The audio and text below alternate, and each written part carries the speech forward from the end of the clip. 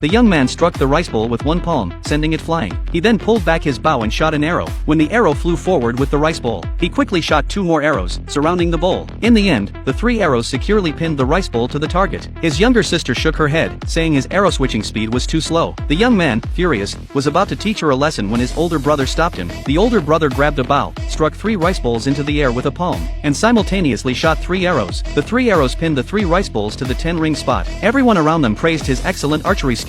Next, it was the girl's turn to shoot. She surprisingly stacked 10 rice bowls on top of each other. The young man mocked her, saying she was overestimating herself. After all, only the older brother could shoot 3 bowls. The girl ignored them. With one palm, she sent all 10 bowls flying, then shot 3 arrows at once. All 3 arrows hit the bullseye, and the 10 rice bowls landed on top of the arrows, one by one. The onlookers were stunned, unable to believe her archery was so impressive. Unbeknownst to them, the girl's father had secretly taught her archery since she was young. Gifted with talent, she mastered an extraordinary archery style, and later became a renowned archer in the martial world. She eventually became the president of the National Shooting Association. However, she faced retaliation from her rivals, which led to the assassination of her parents. Upon arriving at the crime scene, she noticed 2 cracks on the ground and deduced the killer's martial arts were unusual. It wasn't until she saw the family's ancestral archery manual that she realized she needed to pass the family's archery trials to confront the killer. She used her hands and feet, applying her family's unique archery style. Her years of martial world experience had greatly refined her skills, and her arrow pierced through 9 targets. Her grandfather and 2 older brothers were shocked to discover the archery trial had been broken. The grandfather noticed that the holes in the first 8 targets were spiral, indicating the archer had used a twisting technique, with all the hole sizes being the same. This arrow pierced through 8 targets before finally hitting the knife. Not only was her archery excellent,